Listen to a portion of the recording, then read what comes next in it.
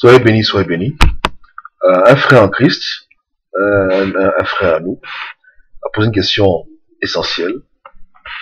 La question c'est de savoir, est-ce qu'un chrétien peut mourir s'il avale un poison? En un mot, est-ce qu'un chrétien peut se faire empoisonner et mourir?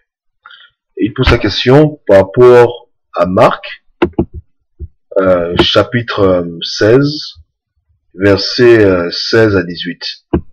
Je vais lire. Je répète, Marc 16, versets 16 à 18, ils disent: celui qui croira et qui sera baptisé sera sauvé, mais celui qui ne croira pas sera condamné. Voici les miracles qui accompagneront ceux qui auront cru. En mon nom, ils chasseront les démons, ils parleront de nouvelles langues, ils saisiront des serpents. S'ils boivent quelques breuvages mortels, ils ne leur feront point de mal. Ils imposeront les mains aux malades, et les malades seront guéris. Donc voilà ce que Jésus a dit. Et Jésus n'est pas un menteur. Néanmoins, pour comprendre cette phrase, nous devons prendre cela dans le contexte. Parce que hors de contexte, il est pratiquement impossible de pouvoir la comprendre. Beaucoup de chrétiens qui ont voulu être bibliques, c'est-à-dire marcher par la lecture, sans la révélation, se sont fait beaucoup mal en lisant ce passage, parce qu'ils se sont rendus compte qu'ils n'étaient pas au niveau du passage, que bien qu'ils pensent croire en Jésus-Christ, ils ne guérissent pas les malades, et bien entendu, s'ils boivent un poison, ils vont vraiment mourir. Donc, pour aller droit au but, oui, un chrétien peut boire un poison et mourir. Vous comprenez? Mais lorsque le Christ parle dans ce passage de ceux qui auront cru, il parle de ceux qui auront cru, entre parenthèses, et qui auront été activés. Si vous voulez, baptisés vraiment, et dans le feu du Saint-Esprit. Parce que lorsqu'on reçoit le baptême du Saint-Esprit, lorsqu'on se maintient dans le feu de Dieu, dans l'activation spirituelle, on ne peut plus vraiment nous appeler des hommes, on devient autre chose. On devient des créatures supernaturelles. Et dans cette étape de supernaturel, bien entendu, les miracles se passent. En Christ de Nazareth, bien sûr. Parce que Dieu fait de nous des miracles ambulants. Donc, quand on prie pour un malade, il guérit, bien entendu, n'importe quelle maladie. Pied coupé, main coupée, n'importe quoi. Et si jamais on buvait un poison, dans cet état spirituel, le poison ne nous affecte pas. Parce que nous devenons plus esprit que chair. Vous comprenez? Parce que dans la dimension du miracle, la dimension de l'extraordinaire. Pourquoi? Parce que nous sommes dans l'activation spirituelle. Nous sommes activés pleinement. Amen. Donc c'est ainsi. Mais si un chrétien qui croit en Jésus-Christ, mais qui n'a pas reçu le baptême de feu, du moins qui n'est pas activé spirituellement, c'est-à-dire qu'il n'a pas reçu la puissance de Dieu, s'il boit un poison, il va mourir. Même s'il aime Jésus. Il croit en Jésus, mais pas parce qu'on croit en Jésus qu'on reçoit automatiquement l'Esprit Saint. La preuve, les apôtres ont cru en Jésus, mais il a bien fallu que les apôtres passent par le baptême de feu. Le baptême de feu où Dieu a activé leur esprit. Où Dieu a enflammé leur esprit afin de pouvoir opérer sur le plan supernaturel pour la gloire de Dieu. Donc, quand le Christ parle dans Marc chapitre 16, de 16 à 18, lorsqu'il parle de boire un poison, de ne pas mourir, il ne parle pas de tous les chrétiens. Il parle des chrétiens qui auront atteint ce stade spirituel, qui auront reçu ce baptême de feu, qui auront été activés spirituellement. Amen. Il parle de ces chrétiens, il parle pas de tous les chrétiens. Il y a des chrétiens qui meurent très tôt. C'est-à-dire, il a 6 ans, il a un enfant, se convertit à Christ, il a à peine 12 ans, et après il meurt, etc. Voilà. Donc il y a toutes sortes de chrétiens. Tous croient en Jésus-Christ, mais chacun à un niveau différent spirituellement. Et quand le Christ parle dans ce passage, il parlait de ceux qui ont atteint ce niveau, ceux qui ont reçu cette grâce de pouvoir être activés spirituellement, d'opérer dans ce domaine spirituel. Amen. Donc voilà comment on comprend ces choses. Et il y a plusieurs passages que je peux citer, plusieurs passages qui sont là, qui illustrent vraiment le fait qu'on peut croire en Jésus-Christ sans pour autant avoir reçu la puissance de Jésus-Christ. Particulièrement lorsqu'on n'est même pas au courant qu'il y a une puissance. Alors je vais vous lire le passage, une petite seconde.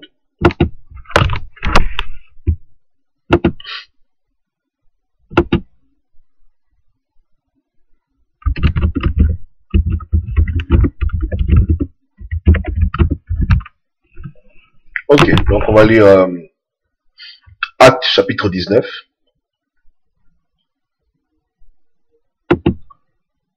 Et dans cette partie, l'apôtre Paul rencontre des croyants qui apparemment croient en Jésus-Christ, mais n'ont jamais entendu parler de la puissance de Dieu. N'ont jamais entendu parler de l'Esprit Saint.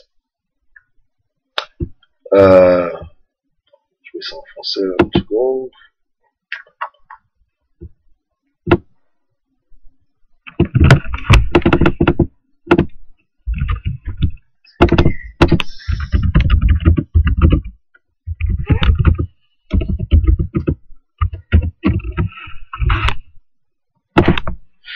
Ok, bon, on y va. Donc, vous pouvez lire le chapitre. Amen. On va juste lire la partie qui nous intéresse. Donc, c'est Actes chapitre 19. Et je crois que c'est toute la verset encore.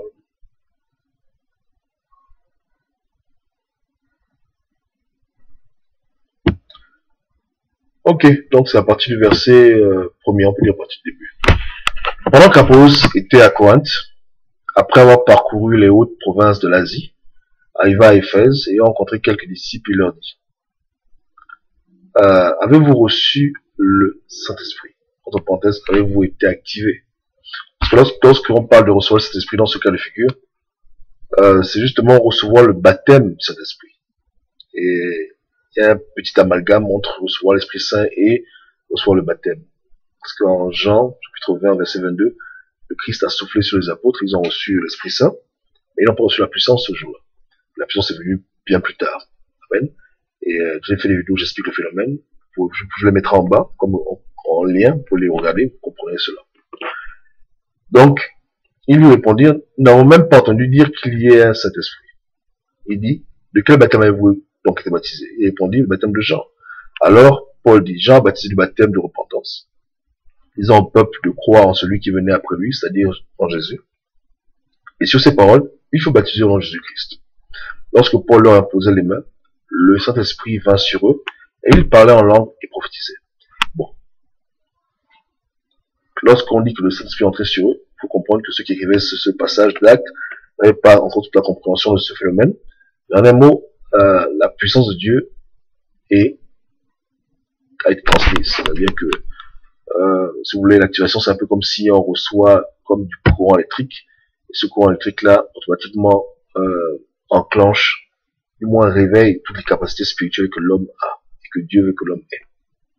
De même que lorsque tu as une bougie, tu peux allumer une autre bougie, c'est un peu dans le même sens. Vous comprenez? Donc, ces hommes qui croyaient en Jésus-Christ avaient déjà en eux l'Esprit Saint. Parce que tu ne peux pas croire en Jésus-Christ si tu n'as pas reçu l'Esprit Saint. Amen. L'Esprit Saint est la marque même que tu as enfant de Dieu. Maintenant, la démonstration de puissance qui vient après, ça c'est lorsque tu es baptisé du Saint-Esprit. Lorsque tu reçois la puissance du Saint-Esprit. En un mot, la force spirituelle qui permet maintenant à ton esprit de pouvoir opérer sur ces plans, dans le plan de miracle, etc. Comme je dis, je mettrai le lien en bas, vous pouvez voir les vidéos, c'est un peu long, mais ça j'explique bien en détail ce que c'est l'activation, qu'on appelle aussi le baptême. Et il parlait en langue et prophétisait. Voilà. Donc ces personnes-là, si on les prend, elles peuvent vraiment appliquer ce qui est écrit en Marc chapitre 16. C'est-à-dire que, ayant été baptisés de feu, maintenant, si elles boivent un poison, elles n'auront pas de problème. Et si elles prient pour un malade, le malade guérira, et en l'occurrence, ici, elles parlent de nouvelles langues. Vous comprenez? Mais on voit bien qu'elles étaient déjà croyantes, sans être baptisées de feu, sans être activées. Donc, si un chrétien n'est pas activé, un chrétien peut véritablement mourir s'il boit un poison. Vous comprenez? Si on lui fait du mal, il va mourir.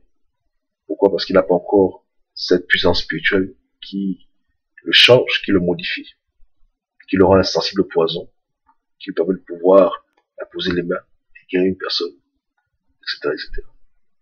Donc voilà. Amen. Donc, j'espère que la réponse était simple. Un chrétien peut mourir en buvant un poison, oui.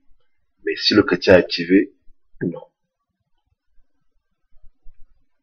D'après ce que le Christ a dit, c'est impossible. Il peut boire de l'arsenic, de l'acide, rien ne va lui arriver. Pourquoi? Parce qu'il est activé spirituellement, il est baptisé, il est dans le feu. Rien. C'est comme ça. Donc, que Dieu vous bénisse. N'hésitez pas, si vous avez des questions. Je m'efforcerai de mettre les liens en bas, par grâce de Dieu. Donc, pour les autres vidéos sur l'activation baptême de feu. Donc, soyez bénis, que Dieu vous garde.